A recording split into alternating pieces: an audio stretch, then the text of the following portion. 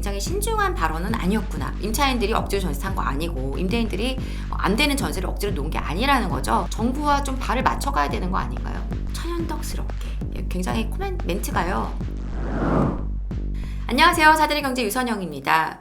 네, 지난 한 주 전세제도 폐지를 가지고 굉장히 이슈가 되면서 시장이 좀 갑론을박이 있었는데요. 원희룡 장관이 오늘 그런 분위기를 파악하고 좀 한 발 물러난 듯한 발언을 하고 있습니다. 저는 사실 오늘 원희룡 장관의 이제 기자간담회 이 코멘트를 보면서 저분이 처음에 얘기했던 전세제도 폐지 역시 굉장히 신중한 발언은 아니었구나. 정치적인 어떤 셈이 좀 있었던 그런 발언이었구나 라는 생각을 했고요. 또 하나 느낀 것은 여전히 지금 부동산에 대한 시각이 좀 되게 단편된 시각으로 시장을 바라보고 계시다. 좀 다각적으로 이러한 여러 면면을 다 살펴보지 못하고 있구나. 어떻게 보면 그것도 정적인 어떤 이유에서일지도 모르겠습니다만 그래서 그런 좀 아쉬움을 다시 한번 느끼게 되는 인터뷰 내용인데요. 한번 같이 보도록 하겠습니다. 제목은 이렇게 되어 있습니다. 전세 제거하려는 접근 안에 무제한 개입 투자는 금지해야 이렇게 지금 제목을 뽑았고요. 이번에 그 폴란드 바르샤바에 출장을 가면서 이제 그때 기자간담회를 이제 진행하면서 나온 얘기인 것 같은데요.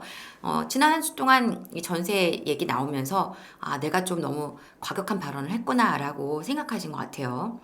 자, 이렇게 돼 있죠. 전세가 해온 역할을 한꺼번에 무시하거나 전세를 제거하려는 접근은 하지 않겠다. 네, 한 발 물러난 멘트를 하셨죠.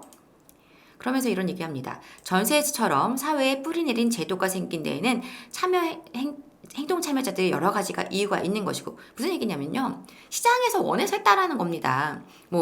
임차인들이 억지로 전세 산 거 아니고 임대인들이 안 되는 전세를 억지로 놓은 게 아니라는 거죠. 오랫동안 그게 자리 잡아 오면서 관습처럼 우리 부동산 시장에 뿌리 내려져 있는 것이라는 거예요. 그래서 이런 행동의 뿌리는 하루아침에 바뀌지 않는다. 당연한 얘기죠. 근데 그거를 그렇게 한 방에 전세제도가 다 했다, 소명을 다 했다 이렇게 얘기를 하셨었기 때문에 문제가 된 거예요. 자, 그래서 이거에 대해서 이제 조금 물러난 발언을 했지만 그러면서도 이런 얘기를 합니다. 전세 대출을 끼고 갭 투자를 하고 경매를 넘기는 것 빼고는 보증금을 돌려줄 방법이 없는데도 천연덕스럽게 재테크 수단인 것처럼 얘기되는 부분은 손을 봐야 한다. 자. 천연덕스럽게 굉장히 멘트가요. 굉장히 치우쳐 있죠. 네. 재테크 수단으로 쓰는 게 그게 천연덕스러운 건가요? 그러니까 좀 아직까지도 시각이 한쪽에 치우쳐 있어요. 굉장히 임차인들 입장에서만 지금 이 전세 제도를 바라보시고 있다라는 것입니다. 굉장히 안타까운 부분이고요. 자, 그러면서 일정 숫자 이상의 갭 투자를 금지 또는 제한하는 방안을 논의해 볼 수 있다. 이렇게 얘기를 하고 있는데요. 자, 그럼 무슨 얘기니까? 다주택자 하지 말라는 얘기잖아요. 이렇게 되면요. 그죠? 대출을 받거나 전세를 끼고 집을 사는 경우 여러 채를 살 수 없게 하는 방안이 있다. 지금 대출을 받고 전세를 끼고 집을 사지 않고 내 집을 여러 채를 갖다 운영할 수 있는 방법이 있나요? 이런 얘기를 하시면 지금 윤석열 정부는 이 정부 들어와서 다주택자들에게 집을 좀 사라. 취득세도 좀 완화해 줄게. 양도세도 유예해 줄게. 재산에 대한 종부세도 좀 풀어줄 테니까 좀 사. 시장을 좀 안정화시켜줘. 라고 했다면 지금 얘기하는 원효 장관의 얘기는 다주택자 하는 것이 문제가 된다라는 얘기로 지금 읽혀진단 말이에요. 물론 채수를 제한하겠다는 건데 그 기준이 또 어떤 기준으로 하느냐가 문제가 되겠죠. 세 채는 되고 네 채는 안 된다는 건지, 다섯 채는 되고 여섯 채는 안 된다는 건지 이미 그건 정해져 있잖아요. 중과 제도, 취득세 제도로 인해서 세 채부터는 부담이 생긴단 말이죠. 그리고 주택이 많아질수록 부담이 늘어나는 거잖아요. 그건 이미 제도적으로 다 되어 있는데 이런 얘기를 하시니까 참 답답한 마음이 좀 듭니다. 지금 사실 임대사업자도 열어주겠다라고 한 게 윤정부인데 임대사업자 제도 다시 활성화시켜주겠다고 했는데 임대사업자들 뭐 하는 거죠? 집 사서 임대 놓는 거예요. 월세도 놓겠지만 전세도 놓습니다. 그래야지 그 운영을 할 수가 있죠. 그런데 이렇게 얘기하면 임대사업자 하지 말란 얘기인데요. 대체 어디에 포커스를 맞추라는 겁니까? 정부와 좀 발을 맞춰가야 되는 거 아닌가요? 되게 답답함이 느껴지게 되는 그러한 멘트들인 것 같습니다. 자, 선순위 보증금 증저당이나 기존 채무가 있을 경우에는 보증금을 제한하는 방안도 언급을 했다고 하는데요. 지금도 제한되고 있잖아요.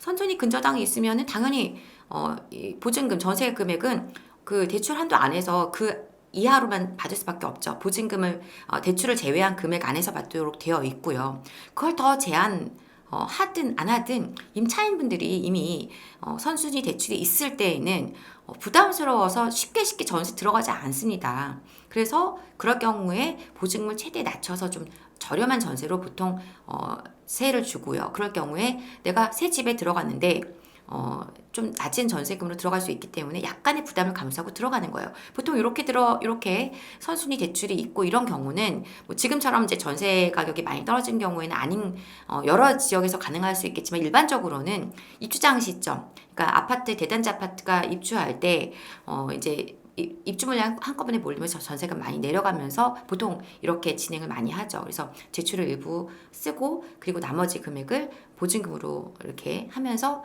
잔금을 치르는 방식으로 그렇게 진행을 많이 합니다.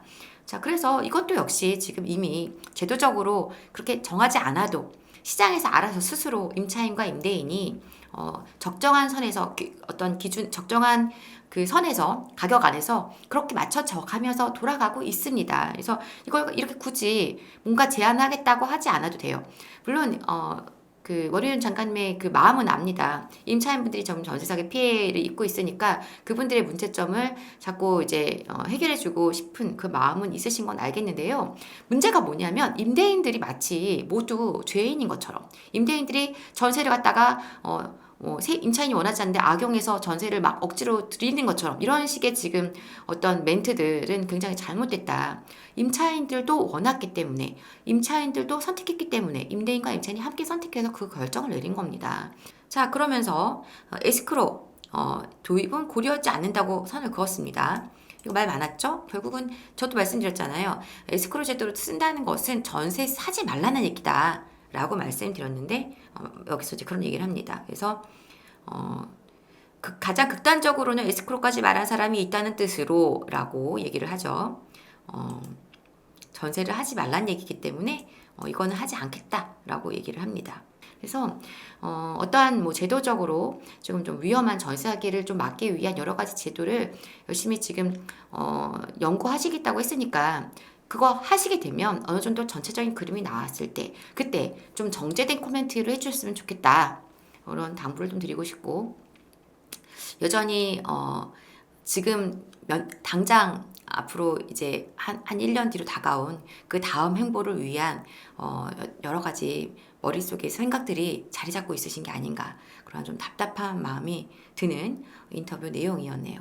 어쨌든 간에 일주일간의 전세제도 폐지 이슈는 하나의 해프닝처럼 약간 좀 지나가게 될 것 같고요. 구체적으로 지금 임대차 3법이라든가 이런 거에 대한 어떤 보완책 그리고 이 전세제도에 대한 보완책 이것들은 추후에 나와봐야 그때 가서 또 얘기를 해볼 수 있을 것 같아요. 지금은 사실 원희룡 장관의 발언들을 들어보면 아무것도 정해진 거 없이 던지신 멘트들이 아닌가 그러한 좀 생각을 하게 됩니다.